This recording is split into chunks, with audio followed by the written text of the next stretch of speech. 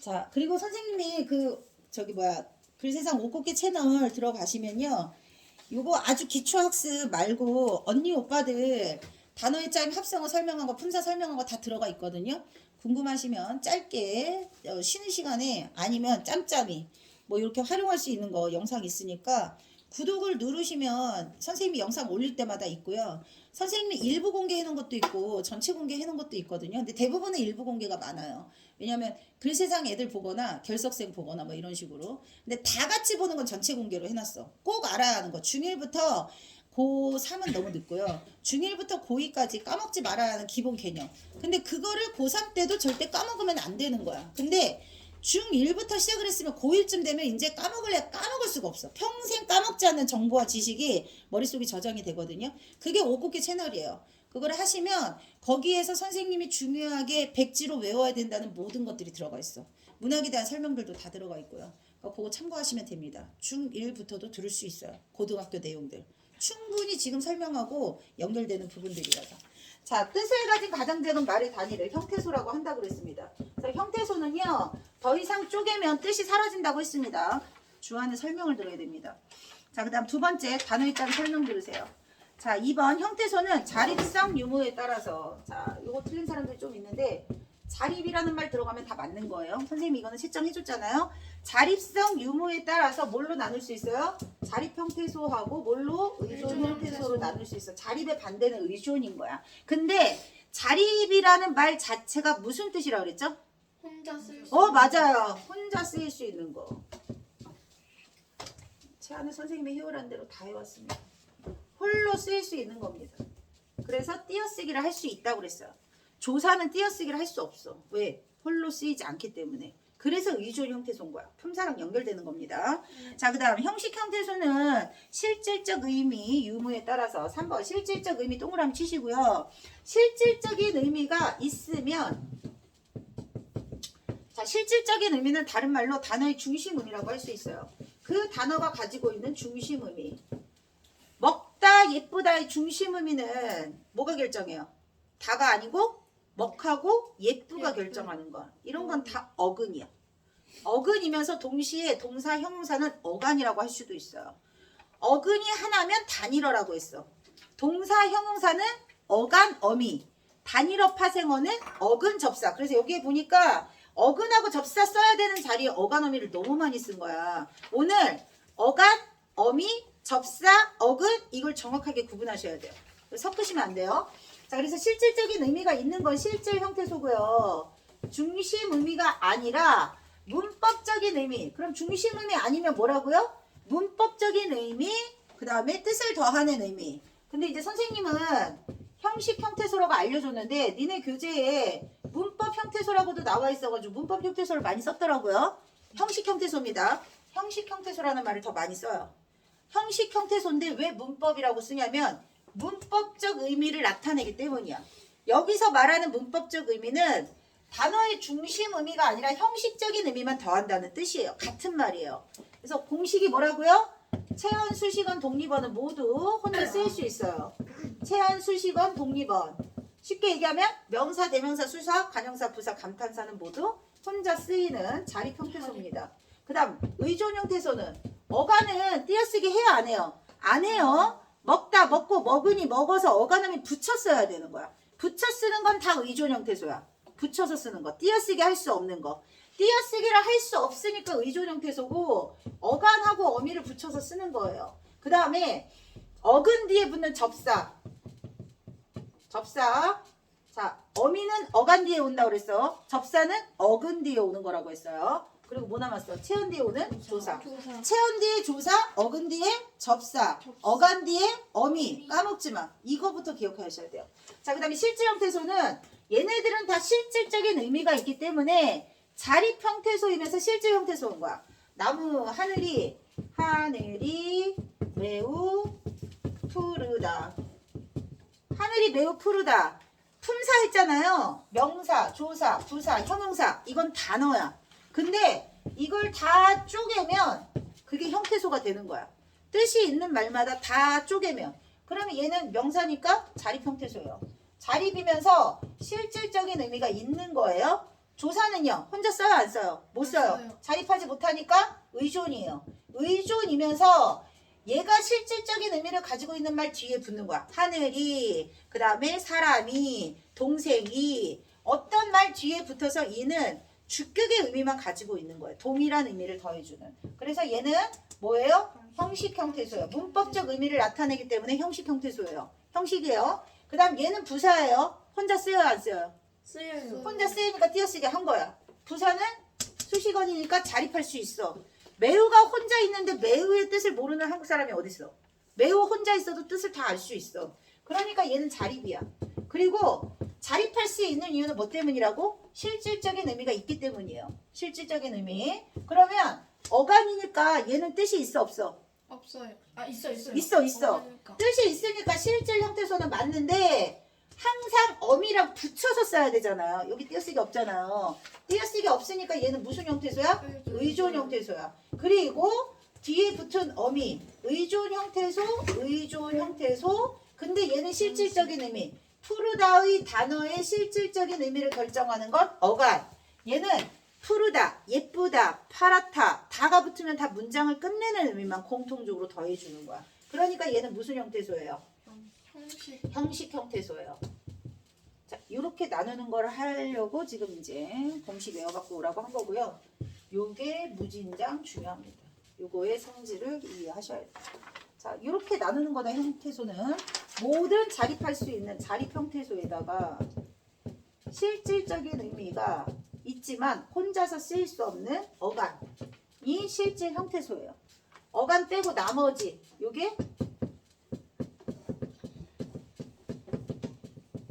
형식 형태소야. 그러면 마지막에 자 원래 형태소는 이걸 다 나누는 거라고 했어요. 요거만 나눌 수 있으면 돼. 품사를 했으니까. 그거 나누고 난 다음에 첫 번째로 중요한 건 자립할 수 있는 모든 형태소에 얘가 의존이지만 실질적인 의미를 가지고 있다. 엄청 중요하고요. 얘 세 개를 구분하는 게 그 다음 제일 중요해요. 이거는 이제 국어 문법의 킬러 문항에 들어가요. 모든 애들이 많이 틀릴 것 같은 문제. 근데 글세상 애들이 절대 틀리지 않는 문제. 어떻게 구분하는 거냐? 동사, 형용사에만 어미가 있는 거야. 어디에만 있다고? 동사, 형용사에만. 그러니까 동사, 형용사에 어간하고 의존하는 어미를 찾으셔야 되고요. 접사는 뭐랑 결합한다고요? 어근. 어근이랑 접사가 결합하면 파생어가 되는 거예요. 파생어 찾을 때 접사 찾는 거야. 어간하고 어미는 어디에서만 나오는 거라고? 동사, 형용사에서만 나오는 거예요. 그 다음 조사는 알려줬지? 뭐 옆에 붙는다고 그랬어? 체언 뒤에 붙는다고 그랬죠? 조사는 체언 뒤에 오는 것만 찾으면 돼요. 이게 끝이야. 이 공식에 맞춰서 풀어야 돼. 공식을 모르면 못 푼다. 자, 그러면 이제 실전 문제 4번에서 나눠 볼게요. 자, 조사에다 세모치라고 한 것처럼 접사에도 세모칩니다. 실질적인 의미가 없기 때문에 접사에도 세모칠 거예요. 어근에는 뭐 한다? 동그라미 친다. 그래서 뭐 찾는 거냐면 어근 하나 있으면 단일어예요. 그 왼쪽 여백 있죠? 아까 요게 첫 번째 공식이고요. 어근 하나로 이루어져 있으면 단일어예요. 그 다음 어근에 접사가 앞에 붙을 수도 있고 뒤에 붙을 수도 있어. 어근 앞에 오면 접두사야. 어근 뒤에 오면 접미사라고 했어. 어근하고 접사가 결합하면 파생어라고 했습니다. 파생어. 접사가 있어야 파생어예요. 어근하고 어근끼리 결합한 건 합성어예요. 근데 얘네 두 개는 형태소가 2개 이상 결합한 거기 때문에 복합어라고 하는 거예요. 복합어에 파생어도 있고 합성어도 있는 거야. 지금부터 어근과 접사를 찾습니다. 자, 첫 번째 풋고추는요. 풋사랑은요. 풋이 접두사입니다. 자, 접사의 특징은 모든 어근에 두루 붙을 수 있어. 풋사랑, 풋사과, 풋자 들어가는 말. 풋, 고추. 풋고추, 풋과일. 이렇게. 얘네들 다 자립 형태소죠. 네. 혼자 있어도 뜻이 통하는 자립 형태소, 실질 형태소. 근데 이 자립 형태소에 결합한 풋은 모두 동일한 의미를 더해. 풋사과랑 그냥 사과의 차이점이 뭐예요? 좀 덜 익은 게 풋사과예요. 네. 덜 익은, 덜 성숙한. 모두 일정한 의미를 더해주는 게 접사의 역할이야. 근데 얘는 혼자 쓸 데가 있을까요? 없을까요? 없어요. 근데 만약에 이런 거 있어. 풋 이렇게 무의식적으로 튀어나오는 감탄사랑 쓸 수 있겠죠. 그건 독립어이고 얘는 모든 어근에 결합해서 실질적인 의미를 나타내는 거. 얘네들 모두 어근. 어근 앞에 붙는 접두사. 접두사는 이 단어. 얘가 파생어. 이 단어의 중심 의미를 결정하는 건 얘. 얘 혼자 쓸 수 있다. 혼자 쓸 수 있는 자립 형태소. 실질적인 의미가 있다. 실질 형태소. 자립 형태소이면서 실질 형태소. 근데 얘는 공통의 의미를 더해준다. 혼자 쓰이지 못한다. 무슨 형태소? 의존 형태소. 실질적인 의미가 아니라 형식 형태소. 오, 잘했어. 이게 품사보다 훨씬 간단해. 요거 공식 하나만 알면 되니까. 쉬워요. 품사보다 외울 게 더 적어. 자, 그 다음에 두 번째 보세요. 헛기침. 헛기침은 나눌 수 있을까요? 없을까요? 나눌 수 있어요. 헛하고 기침으로. 그러면 헛기침 말고 헛자 들어갈 수 있는 게 뭐가 있을까요? 헛소리, 헛소리, 헛간, 또 헛수고. 이런 식으로. 자, 헛소리 하지 마. 헛수고 하지 마. 헛수고 했다. 헛이 무슨 뜻일까요? 했는데 쓸데없는 거. 헛기침은 기침이 제대로 안 나온 거야. 그치? 헛소리는 하지 말아야 할 소리를 한 거예요.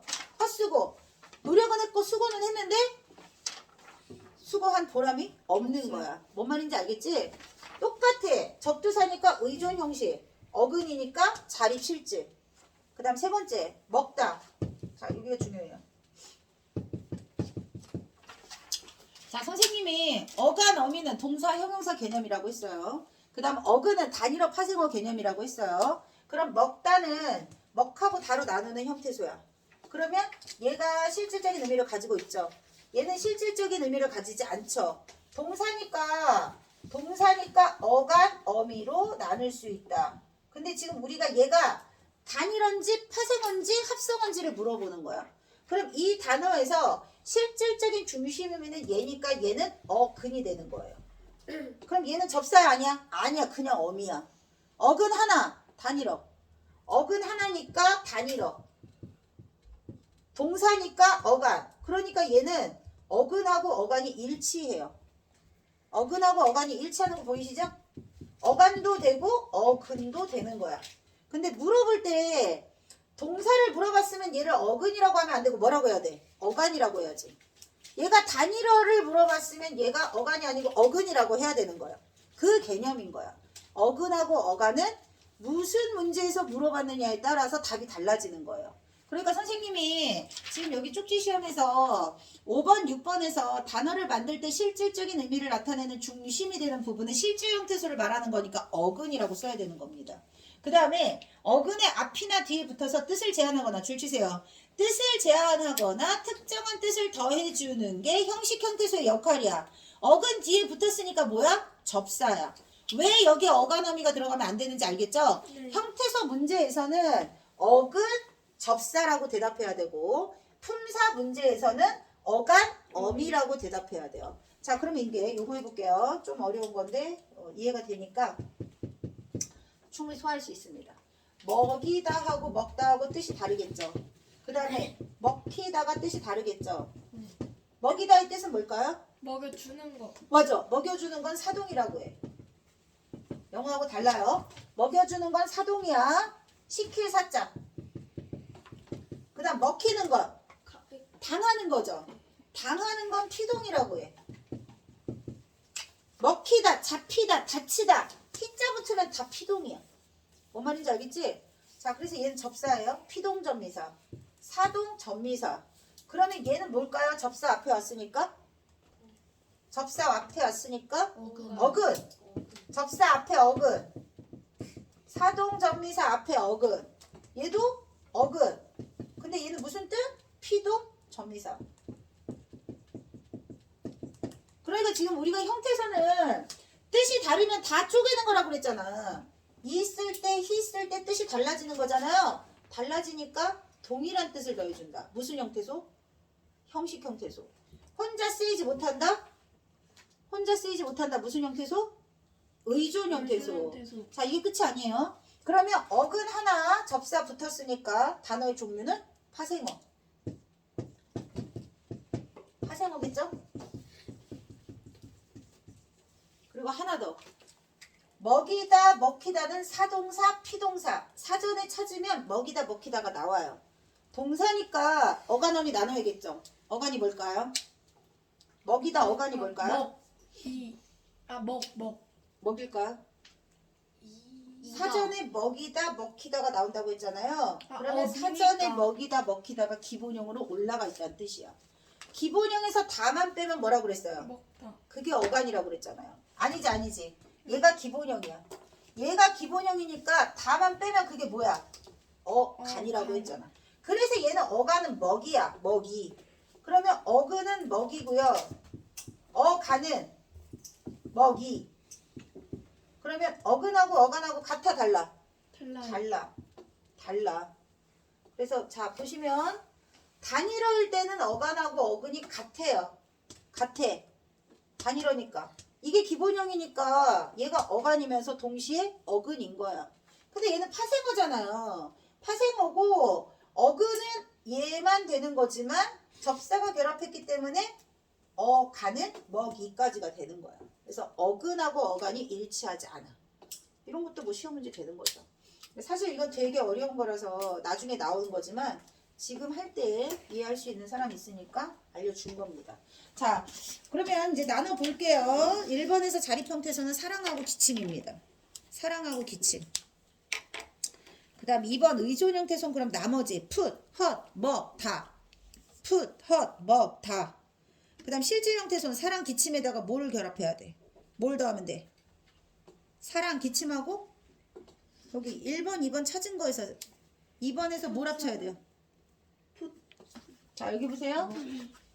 요거에 맞춰서 풀어야 된다고 했죠? 네. 어려운 거 나오기 때문에 무조건 이거 맞춰야 돼. 지금 형태소 다 나눴잖아요. 풋사랑 헛기침 먹다. 다 나눈 것 중에서 1번에 들어갈 건 사랑하고 기침이야. 그럼 2번에 들어갈 건 풋, 헛, 먹, 다야. 그럼 1번, 2번을 했으면 3번은 끝나는 거야. 사랑, 기침에다가 뭘 추가하면 돼? 먹을 추가해야지. 먹. 어간을 추가해야지. 먹. 그래서 3번은 사랑, 기침, 먹이 단어의 실질적인 의미를 결정하는 실질 형태소입니다. 그럼 남는 게 뭐야? 문법 형태소는 풋, 헛, 다. 3개. 풋, 헛, 다. 풋은 뭐라고요? 접두사. 헛은 뭐라고요? 접두사. 다는 뭐라고요? 아니, 어미. 어미. 그렇지. 먹다, 먹고, 먹으며. 얘는 어미. 자, 그래서 접사, 어미 구분하는 게 너무너무 중요하다. 자, 그 다음 7번 보세요. 하나의 어근은 뭐라고요? 단일어. 알겠죠? 하나의 어근으로 이루어진 단일어. 그 다음에 어근과 어근이 결합한다. 뭐예요? 합성어. 합성어. 풀이해. 어근에 접사가 붙었다. 뭐라고? 파생어. 근데 뒤에 들어갈 건 뭐야? 답이. 복합어지. 합성어, 파생어를 합해서 복합을 하고 쓰셔야죠. 자, 그 다음에 8번. 형태소 나눠봅니다. 자, 나무, 어근, 꾼, 전미사. 나무꾼, 사기꾼, 제주꾼, 꾼은 전미사. 어떤 걸 하는 사람이란 뜻이겠죠? 그 다음에 손수건은 손 따로 쓸 수 있고 수건 따로 쓸 수 있어요. 손수건은 자립. 손도 쓸 수 있고 수건도 쓸 수 있으니까 둘 다 자립이야. 합성어입니다. 합성어예요. 그 다음에 맨손을 맨이라는 단어는 따로 쓸 수가 없어요. 맨손, 맨목, 그렇지, 맨발. 벗었다는 뜻이겠죠? 그러니까 얘가 중심 의미고 얘는 똑같은 의미를 더해줘. 벗긴 거야. 없는 거야. 맨손, 맨몸, 맨발. 그 다음에 오가다는 뭘 합친 말일까요?